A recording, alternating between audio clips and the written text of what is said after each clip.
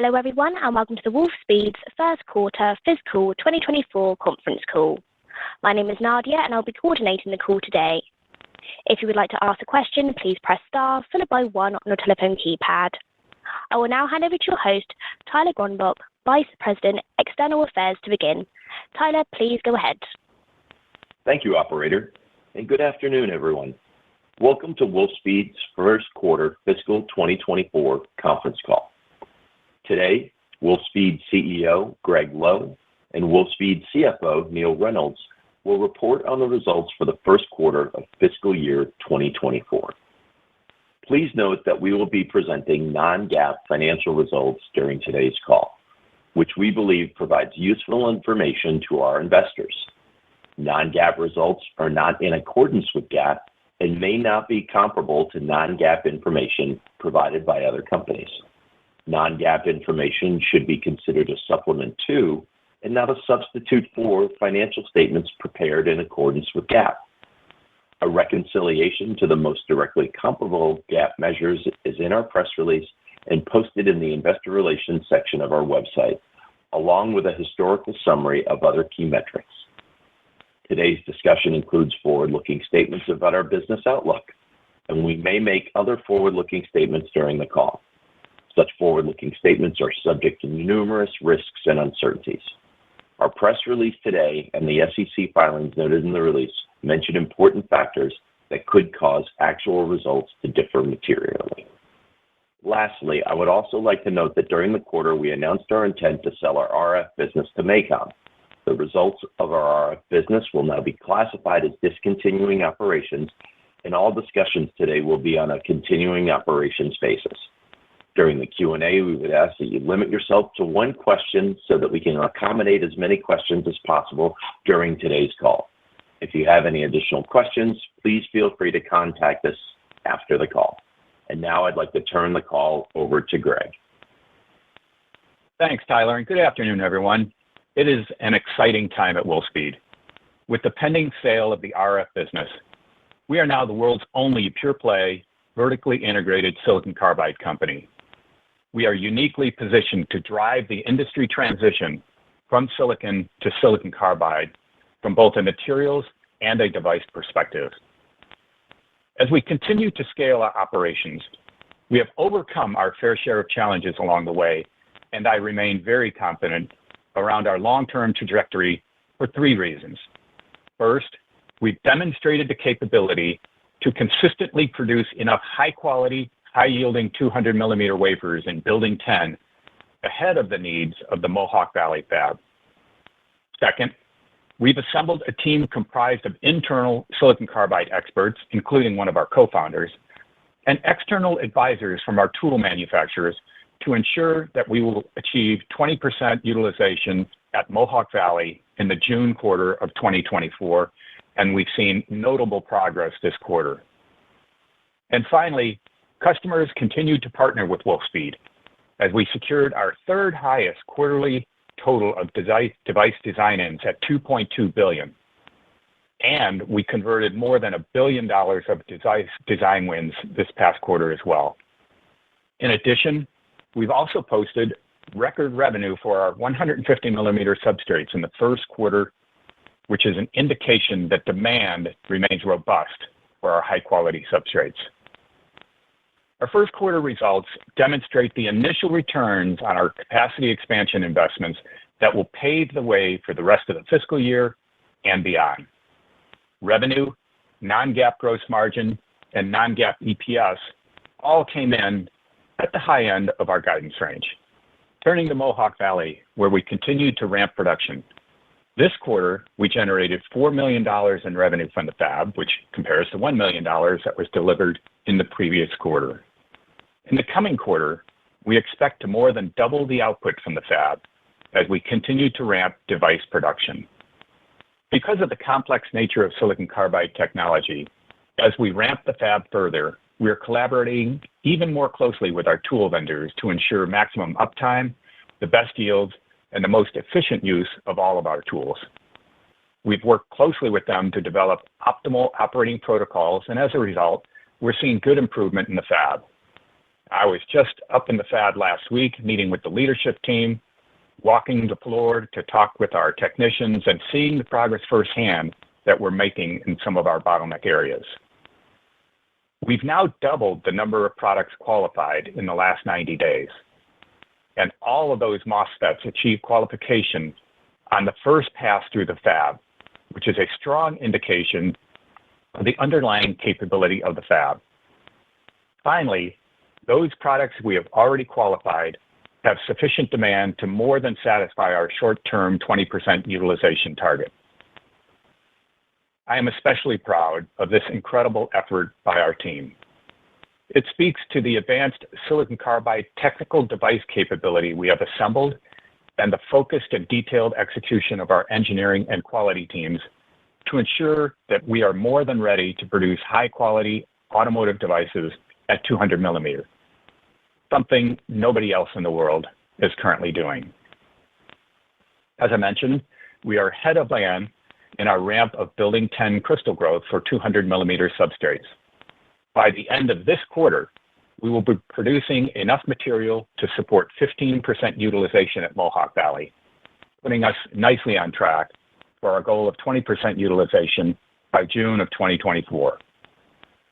Turning to the JP, construction continues and is on schedule. We expect to be producing material in the first half of fiscal 2025, and we've already hired and began training more than 100 people that will work at that facility. On the demand side, as I said, we recorded $2.2 billion of design-ins, the third largest amount of any quarter in our history, and had a record design wins of $1.4 billion, illustrating our customers' willingness to move into volume production on projects that we've won over the past few years. Our design win record for the first quarter represents more than 230 projects, many of which are converting sooner than our original expectations. Most of these projects serve the automotive end market, and we are steadily ramping our design-ins to design win with major OEMs and Tier 1s. We remain confident that the demand from automotive customers will remain strong, while we are seeing some softness in the industrial and energy space, primarily in China and Asia. Additionally, we had a record quarter for 150 millimeter wafer revenue, a strong signal that the demand for materials remains solid. Wolfspeed is the first mover to 200 millimeter wafer volume production, which will be the silicon carbide industry's most advanced technology. As a result, we are well positioned to be the only company producing 200 millimeter at scale for the next few years, and believe this competitive advantage will further extend our leadership position well into the future. Wolfspeed, as the undisputed leader in silicon carbide, will continue to play an industry-critical role in the coming years as a supplier of merchant materials to leading power device makers. Demands for our materials remain strong, and we have extended some of our agreements with existing wafer customers and added new agreements like the one with Renesas. That being said, we're not content with being the leading material supplier to the market. We also expect to be one of the top silicon carbide device suppliers in the years to come. In 2018, the silicon carbide device market was estimated to be about $400 million. 5 years later, the market size is pegged at $6 billion, and the projected TAM for the end of the decade is north of $20 billion and continues to grow. Now, this is part of the reason we announced and are now in the process of completing the sale of our RF business to MACOM, which we expect to close by the end of the calendar year. We've always said that the growth of Wolfspeed will come from our leadership in silicon carbide and power devices, and this marks a definitive milestone in allocating all of our investments, research and development, and technology into these business areas. There is a long road ahead of us here, which is why we invested the time and capital to develop the world's only purpose-built silicon carbide device fab. We're keenly focused on execution and firmly believe we're doing this right. Doing this at scale at 200 millimeter from the outset will result in gaining and sustaining significant market share in the coming decades. It is rewarding to see the pieces of our long-term strategy become a reality, albeit on a longer timeline than we originally anticipated. The remainder of this fiscal year, and particularly the second half, will prove the conviction that we've always had in our strategy, in our products, and in our team. It is extremely exciting to see what's on the horizon. I'll now turn it over to Neil, who will provide an overview of our financial results and outlook. Neil? Thanks, Greg, and good afternoon, everyone. During the first quarter, we achieved revenue, gross margin, and EPS results all at the high end of our guidance range. In addition, we expect continued revenue growth and gross margin expansion as we transition into 2Q24. The outperformance in our financial results was underpinned by $4 million of revenue from Mohawk Valley during the quarter, up from $1 million in the prior quarter, and we expect to grow that to between $10 to $15 million of revenue as we transition into 2Q24. While we expect some variability in the production ramp at Mohawk Valley, we remain on pace for a larger step up in revenue as we transition into 3Q24. With that, let me review the financial results in more detail. I'll start by providing an overview of the first quarter.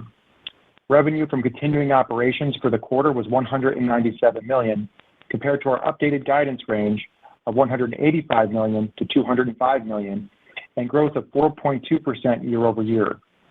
Power device revenue was impacted by slower industrial and energy demand, primarily in China and the broader Asia market, partially offset by the revenue ramp in Mohawk Valley. Materials 150 millimeter substrate revenue achieved a record quarter above our expectations, driven by continued strong demand and record manufacturing performance by our Durham materials operations team. As Greg mentioned earlier, our historical design-in portfolio supported the first quarter revenue growth, and we secured $2.2 billion of new design-ins for power devices. Our design-in to design-win conversion rate is ahead of our original expectations, and based on the design-ins we've already secured, we have the next few years of expected revenue covered by our existing book of business. Non-GAAP gross margin from continuing operations in the first quarter was 15.6%. Underutilization costs for the quarter were $34.4 million, representing 17.4%, or 1,740 basis points of gross margin. Outperformance was driven largely by improved materials manufacturing performance, resulting in better than expected 150 millimeter materials costs and yields. In addition, we saw lower than expected underutilization costs as we ramped Mohawk Valley. We generated adjusted loss per share of 53 cents from continuing operations in the fiscal first quarter, compared to a loss of 36 cents last quarter and a loss of 24 cents in the same period last year. Adjusted loss per share was a significantly lower loss in the high end of our guidance range, as higher revenue, higher gross margin, and lower operating expenses all fell through to the bottom line. Before moving to the outlook, I'll touch on our balance sheet. We ended the quarter with over $3.3 billion of cash and liquidity on hand to support our ramp and growth plans. DSO was 55 days, while inventory days on hand was 162 days. Free cash flow during the quarter was negative $517 million, comprised of $113 million of operating cash flow and $404 million of capital expenditures.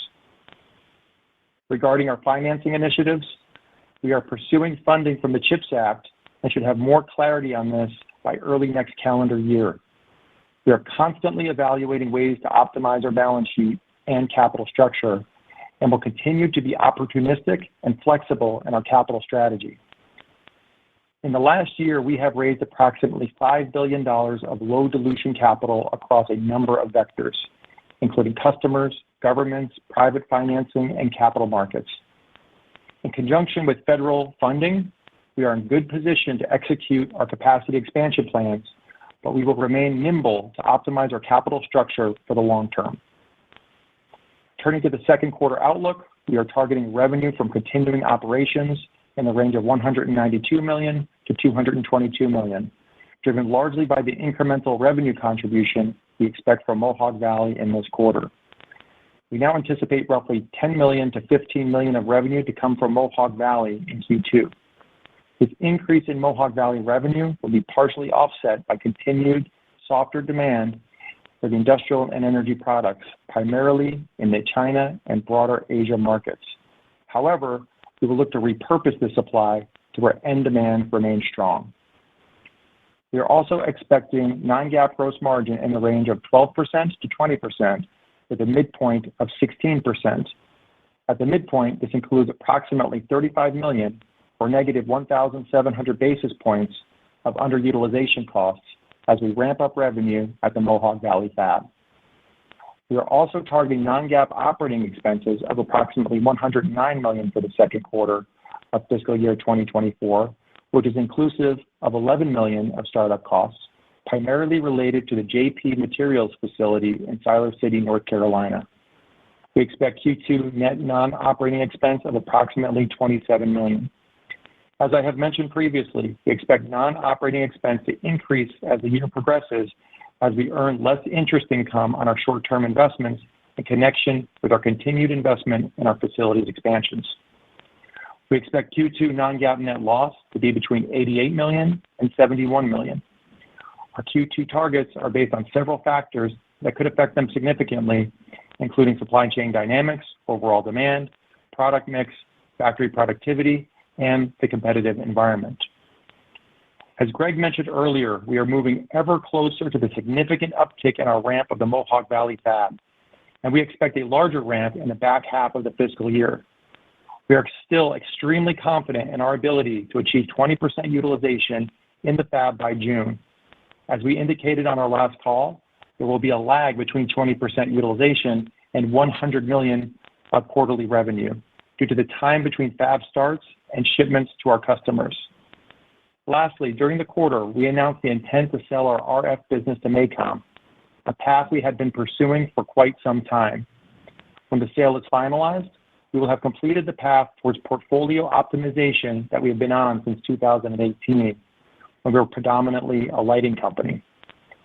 We are happy to say that Wolfspeed is now the only pure-play silicon carbide business in the marketplace, and we can focus all our collective efforts on the silicon carbide materials and power device businesses.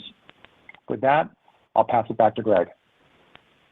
As we close out the first quarter, I want to reiterate that fiscal 2024 is a pivotal year for Wolfspeed. We remain confident in our long-term vision and are seeing promising results.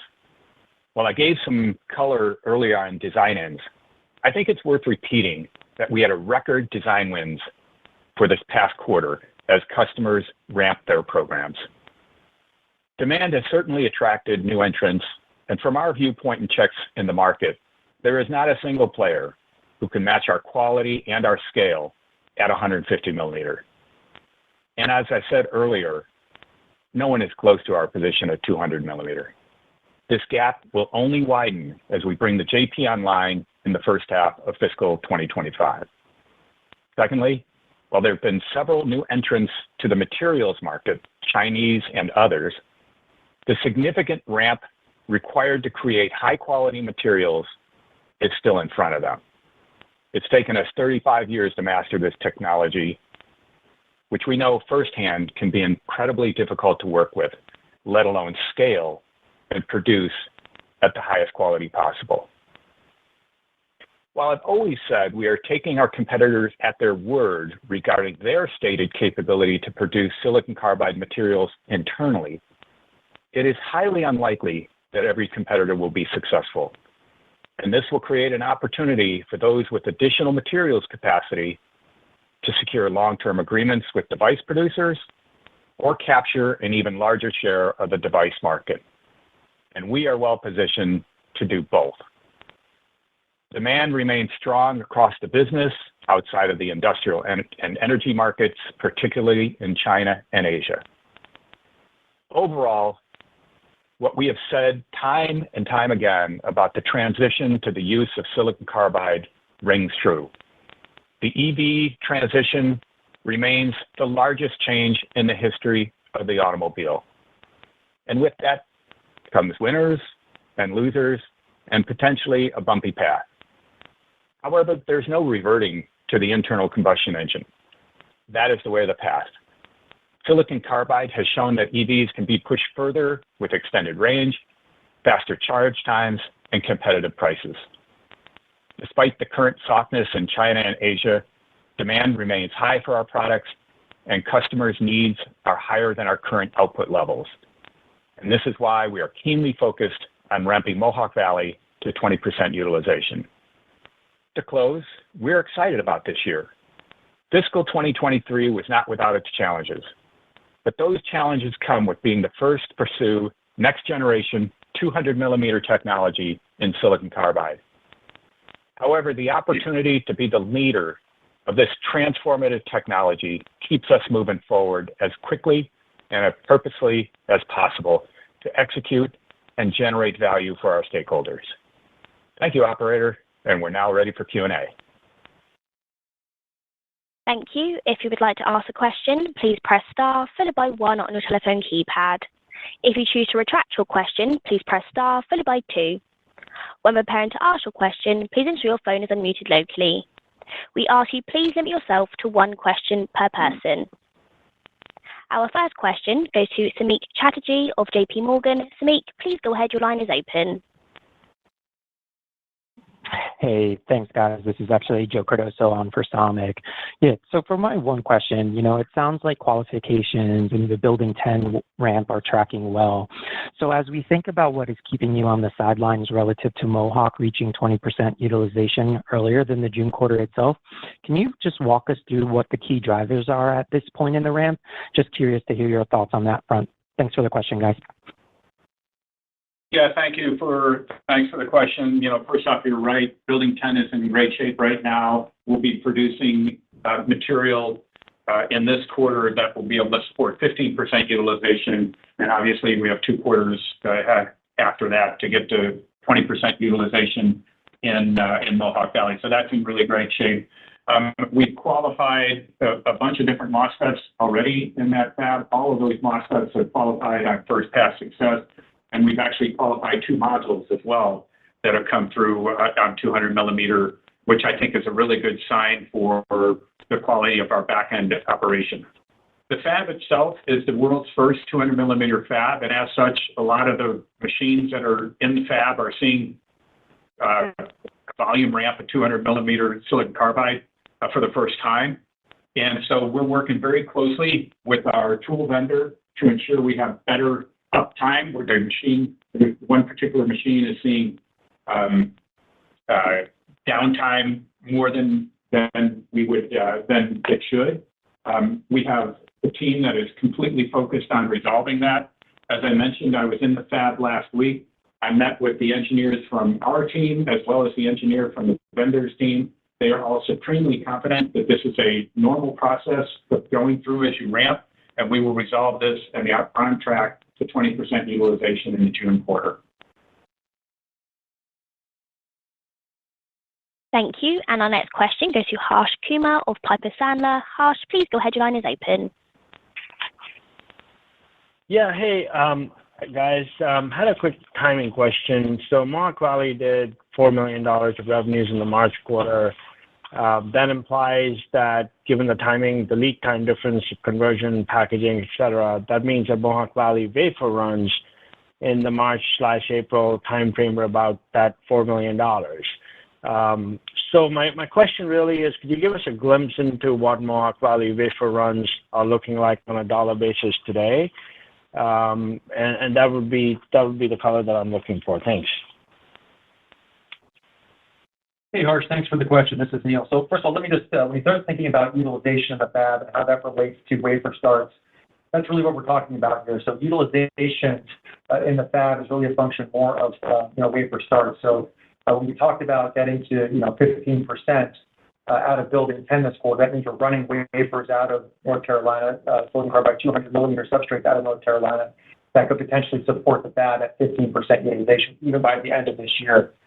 As you look out to the end of the year, we're still on target to get to 20% utilization. So what that means is we're seeing solid performance from a substrate perspective to meet that goal. After that, what that means is, it starts utilization. So what that means is you have to put the wafers in the fab. You've got to run those through the fab. You've got that cycle time. You've got to send it to the back end to be either sold as devices or as package parts that may have to go out the packages. So there are various cycle times on that as well. So once we get to the 20% utilization, there'll be a bit of lag as you work through those cycle times until you see the revenue that corresponds to that. So in this case, once we get to 20%, in that June timeframe, we'd anticipate that being translating from a revenue perspective to about $100 million in revenue as we get to the December quarter next year. I would just maybe add one comment to it. As material goes through these tools in the factory, we're seeing great results as they go through the tool. What we're seeing, though, is that the downtime or the maintenance required is higher than it should be right now. And again, I was in the fab last week. I met with the engineers on both the tool side as well as our side, and there's a very good line of sight for what we need to do to get the tool uptime where it needs to be. And as soon as that happens, our ability to transition from relatively low utilization towards this 20% should be a very, very good snap as we fix that. As I mentioned, I was in the fab last week. I will be in the fab 2 more times in November, including on Thanksgiving Day, to continue the focus of Mohawk Valley ramp to 20% utilization.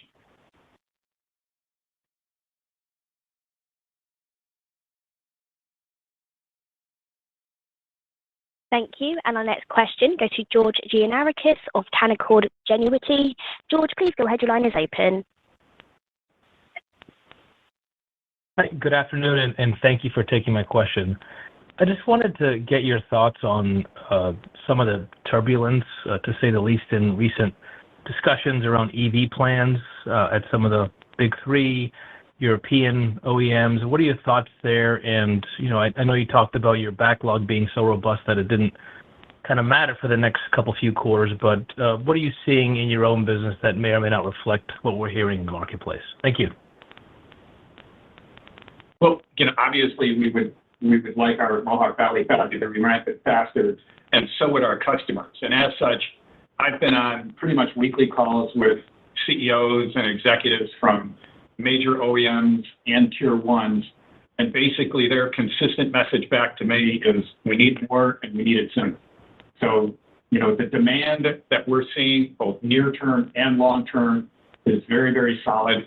I'll remind folks that many of the cars that are being sold today were designed, electric cars that are being sold today were designed 5, 6, 7 years ago and are with silicon-based MOSFETs or IGBTs. And what silicon carbide does is 3 important things. 1 is it extends the range of the car. 2, it allows the car to be charged faster. And then 3, at the vehicle level, using silicon carbide allows the vehicle to be less expensive because there are lots of, you use less battery, there's less cooling and different things. In fact, there was a report a few years ago that said for every incremental dollar of silicon that you spend on silicon carbide over silicon, you get $3.50 to $7 back. So basically, silicon carbide is enabling longer range, it's enabling faster charging, and it's enabling lower systems cost. And that's kind of a trifecta for EVs. So any of the noise that you see today, it certainly has no impact on our demand, both near term and long term. And by the way, that's OEMs and tier 1s in the U.S., in China, and in Europe. Thank you. And the next question goes to Brian Lee of Goldman Sachs. Brian, please go ahead. Your line is open.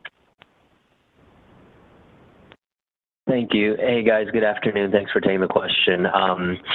I guess you mentioned, I think, Neil, during your prepared remarks that, kind of implying a stronger step up in Mohawk in 3Q.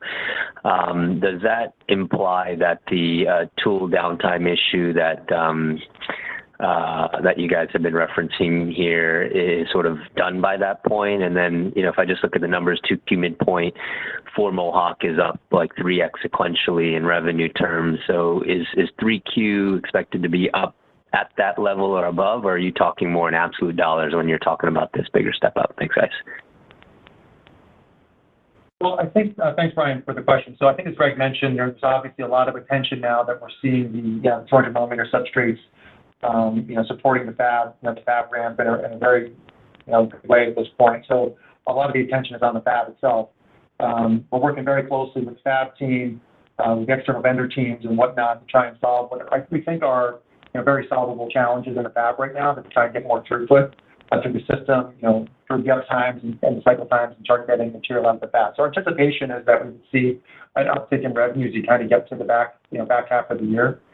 If you take a step back and look at the pieces, maybe just unpack those a bit. Normally when we think about revenue guidance, we think about $100 million a quarter out of Durham, $100 million a quarter out of Durham for power devices, 90 or 95 million of material capacity that we've got. So the step up in the back half would be from revenue from Mohawk Valley. We have 10 to 15 million this quarter. You could see us, doubling that, again, next quarter as well, into Q3. So it really will just depend on, how things play out from a uptime perspective and throughput perspective in the fab. But we feel like we've got good confidence right now based on the way the teams are working through the fab, throughput and ramp.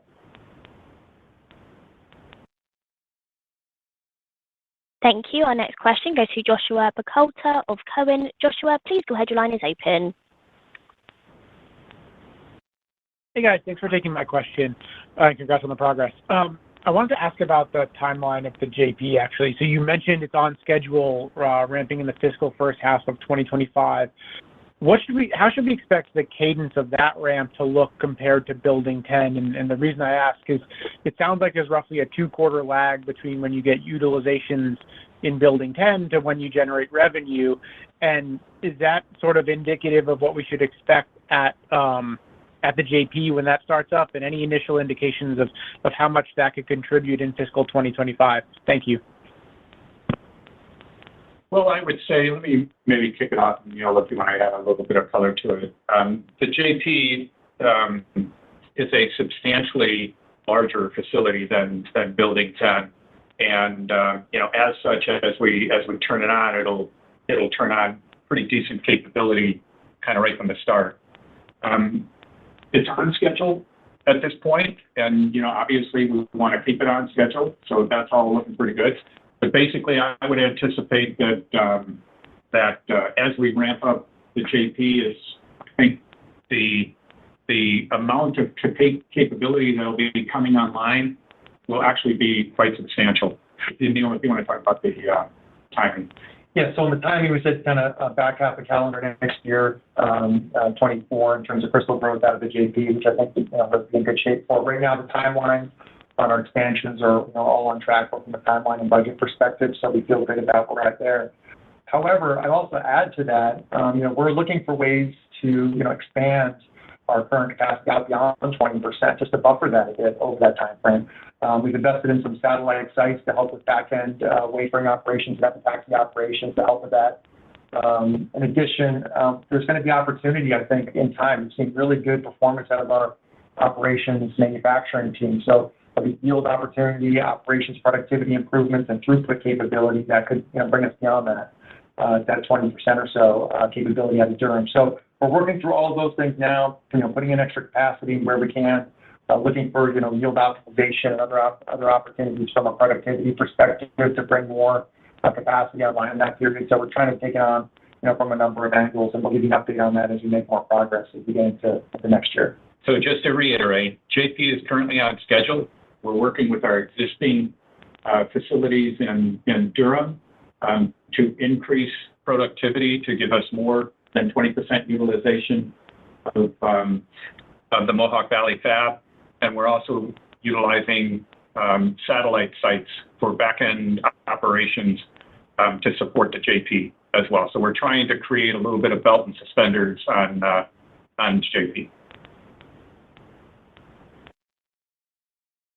Thank you. And our next question goes to Jed Dorsheimer of William Blair. Jed, please go ahead. Your line is open. Hi, thanks for taking my question. I guess two-parter, really two questions. I'll break the rules, I guess. First is, it sounds like things are going better at Mohawk Valley, and your underutilization costs of $37 million are actually better than what you guided for, or $34 million, better than what you guided in terms of 37. So I was wondering if you could maybe just talk about the revenue implications in terms of, is it a direct one-for-one, or is there a lagging effect in terms of as Mohawk scales? And then I have a follow-up too. Maybe I'll kick it off, and then Neil can talk a little bit about that.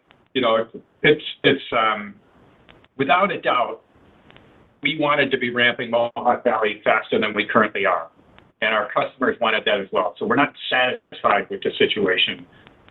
We're intensely trying to work it, so forth. I think we've made a lot of really good progress on it. Obviously, Building 10 has been very, very successful. We are also extremely confident that we'll be able to get these tools operating the way that they are supposed to, and we'll be able to ramp that fab to 20% utilization in the June quarter. Yeah, and then just from a numbers perspective, Jed, yes, we did see some benefit on the margin just because of the lower utilization level. Although I did mention, we're going to be, based on what we're seeing from the substrate performance on 200 millimeter, we're going to move as quickly as we can to create, put more capacity online, maybe even faster than we thought initially, both in the fab and then at the material satellite sites I mentioned earlier. So you could see that underutilization number tick up throughout the year until you start to see it come down back in fiscal 2025.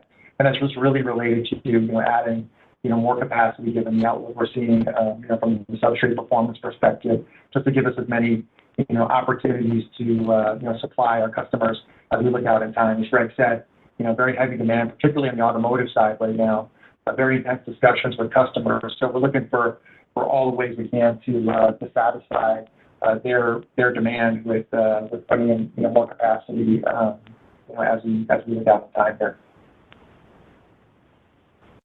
Great. And then just as my follow-up, if I look at the last quarter, you saw a bump up in inventory, and raw materials saw, I think, the greatest increase quarter over quarter.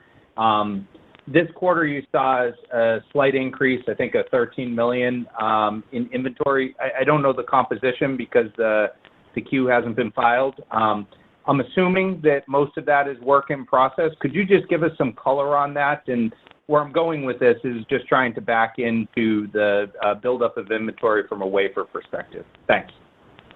Well, thanks, Jed. And let me give kind of a high level on that, and then Neil can work through the details on this. We began working with our raw material suppliers in May of 2019, getting ready for what is this big and transformative ramp in silicon carbide.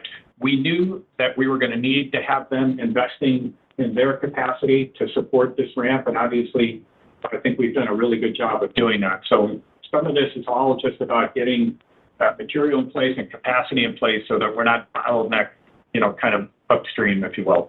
Yeah, and then from a numbers standpoint, Jed, that's right. I don't think there's any big tick up in finished goods, primarily related to raw materials and WIP. So raw about ensuring we have enough raw material capacity to support the substrate ramp, as Greg indicated. In addition, we're supplying a lot of wafers out of the Durham Building 10 from a 200 millimeter substrate capacity and sending those up to Mohawk Valley. That's the other kind of tick up in inventory as well. From a finished goods perspective, we're not seeing much growth there. We're still continuing to ship to customers on the automotive side as quickly as we can. Thank you. And our next question goes to Colin Rusch of Oppenheimer. Colin, please go ahead. Your line is open. Thanks so much. Guys, you mentioned the potential for folks to end up exiting the market. Can you talk a little bit about how discerning the customers are at this point around assessing that risk and how impactful that is in terms of your design wins and design ends that you've announced? Colin, can I ask you to repeat that? It was really hard to hear you. Okay, no problem. You talked about some folks exiting the market, or failing in the market, and then I'm curious about your customers' ability to assess the risk of folks not being able to deliver on some of their commitments. And I'm wondering how impactful that is around your design in and design win performance. Yeah, well, I would say that, we are clearly the leader in silicon carbide technology, supply substrates to nearly all of the device folks out there, and obviously feed those to ourselves. So having that having that strength really underpins, their belief in our ability to ramp this technology. Like I said, I'm on weekly calls with executives and CEOs from our tier one partners, our OEM customers, et cetera, and their consistent messages, they need more and they need it faster. And we're, and then they see that, we're ramping Mohawk Valley. They'd like us to ramp Mohawk Valley faster.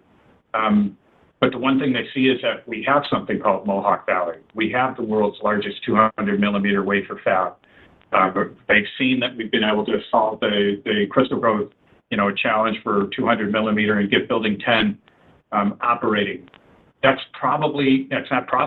is the hardest thing to do. And getting a silicon carbide MOSFET is getting the wafer and the substrate, right.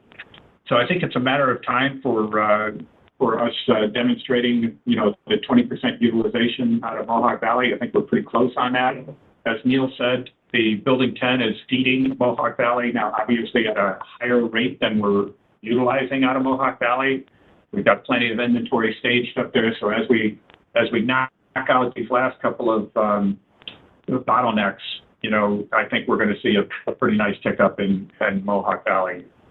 And then finally, I think it's worth mentioning, mentioning again, the fact that we've had first pass qualification on these MOSFETs coming in a new wafer fab, a new wafer diameter, and so forth, really points to the fundamental capability of this fab.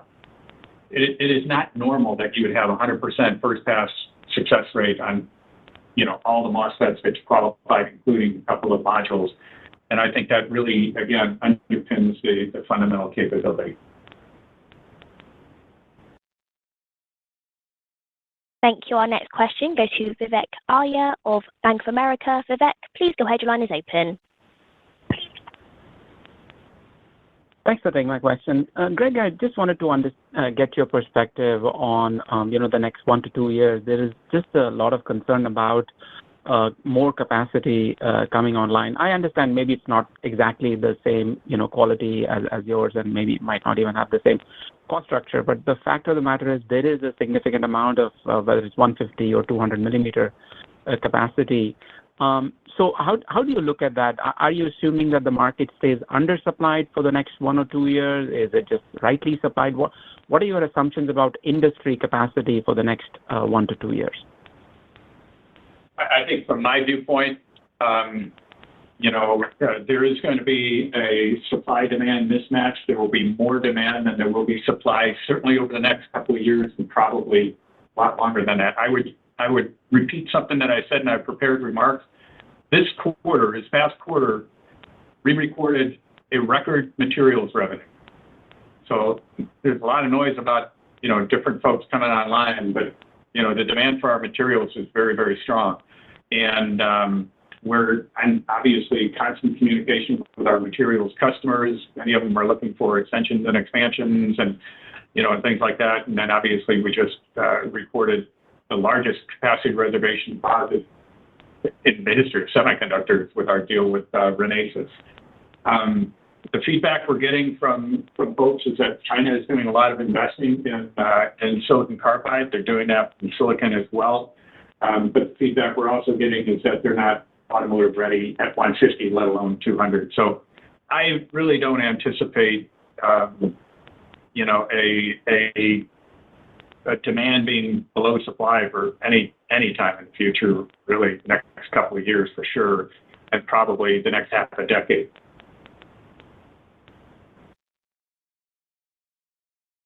Thank you. Our next question goes to Christopher Rowland of Susquehanna. Christopher, please go ahead. Your line is open. Thanks for the question.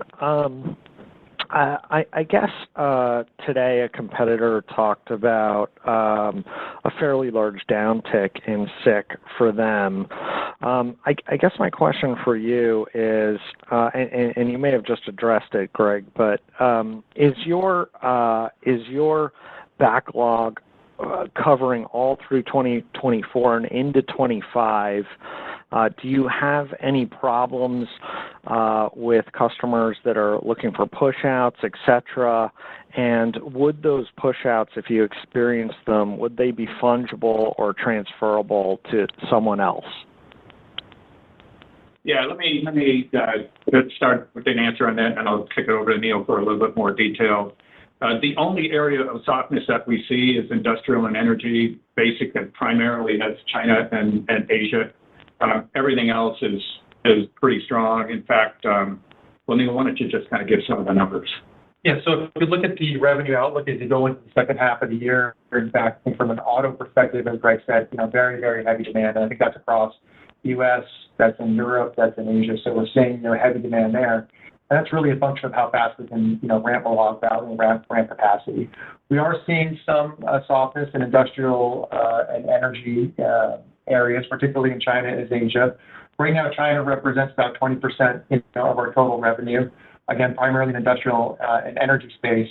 But in conversations with customers, that's really just kind of inventory timing. We're still seeing growth there. And still very heavy demand from automotive customers from China as well. So we're really just working through the inventory timing as you look out into the industrial side. And the third piece to that is on the material side, as Greg mentioned, we're still seeing very strong demand for 150 millimeter wafers as well. So we're seeing I think demand heavy in automotive devices, demand heavy in 150 millimeter substrates, a little bit of softness in industrial energy perspective, but we're just looking to match up supply and demand there right now. So there are pockets where we can take that supply, match it up to where the demand still remains strong in industrial energy, and that's really what we're looking at right now in terms of the outlook. Thank you. The next question goes to Natalia Winkler of Jefferies. Natalia, please go ahead. Your line is open. Hi, thank you. I wanted to ask about the new design wins this quarter that you guys have seen. Could you possibly kind of help us figure out where the most of them are? Is there a way to think about maybe kind of an increase in industrial activity or automotive, and just broadly any additional color would be really helpful. Okay, so just from a clarification perspective, we call out design ins, and that's when a customer awards us the business, and then we say design win, and that's when a customer transitions into production. Specifically, they have to give us purchase orders for 20% of the first year's anticipated volume that they declared during the design in phase. So we had $1 billion worth of design wins, which means customers were transitioning from they awarded us the program to they're beginning to ramp into production. That's an incredible number, by the way, and it's happening faster than we anticipated. I believe that was 230 different projects. Many of those were automotive projects, and the others sprinkled around industrial opportunities. But I would say the majority of those were automotive.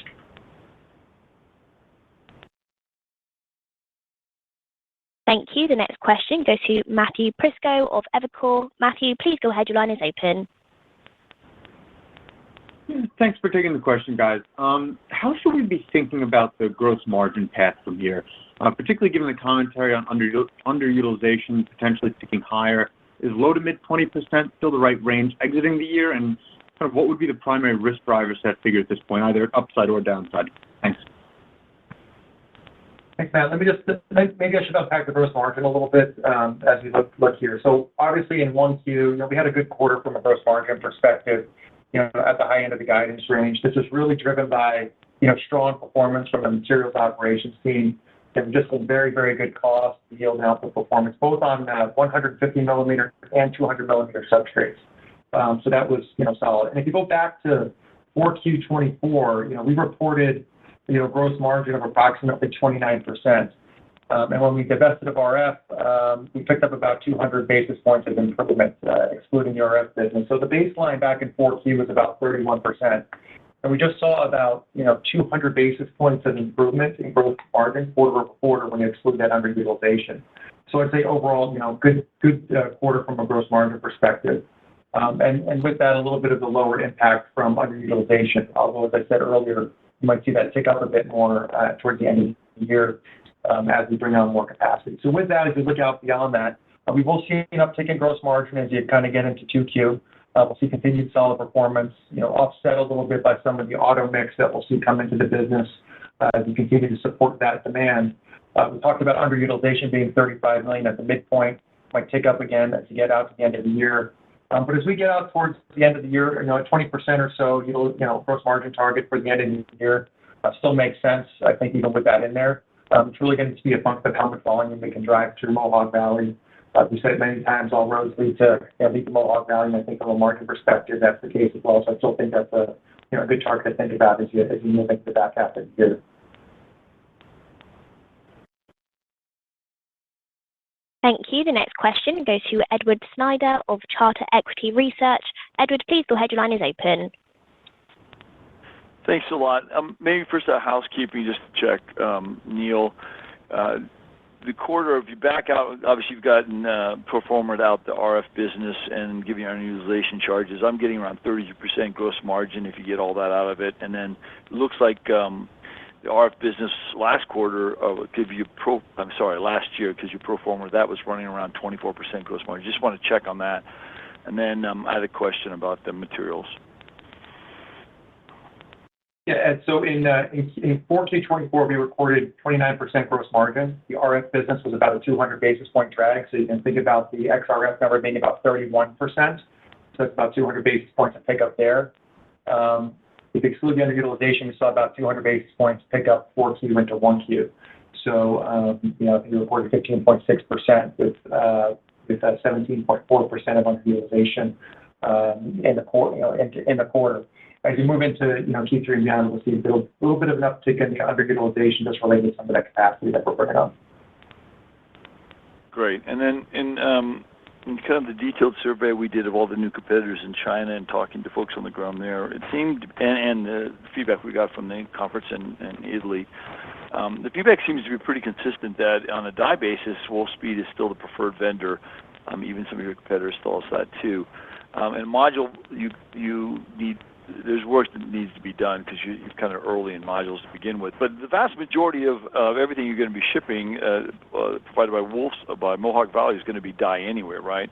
And so as that ramps up, some of these deals, Greg, just looking for your opinion, some of these deals where some of your vendors are cutting deals to get any kind of die they can get now because the demand is far exceeds supply, could revert back to higher demand once they see that Mohawk's up and has the capacity to supply it. Isn't that a fair assessment?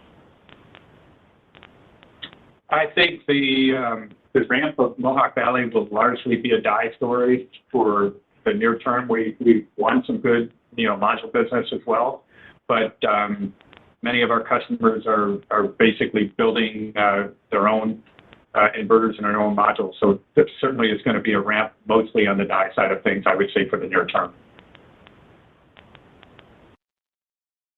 Great, thanks. Thank you, Ed. Thank you. That's all the questions that we have time for today. I'll now hand the call back over to Gregg Lowe, CEO, for any closing comments.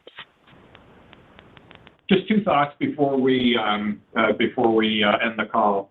One, demand remains very strong for silicon carbide, and two, I am personally laser focused on the Mohawk Valley ramp to 20% utilization in the June quarter. Thanks a lot for joining us today, and look forward to updating you in our next quarter's results. Thank you. This now concludes today's call. Thank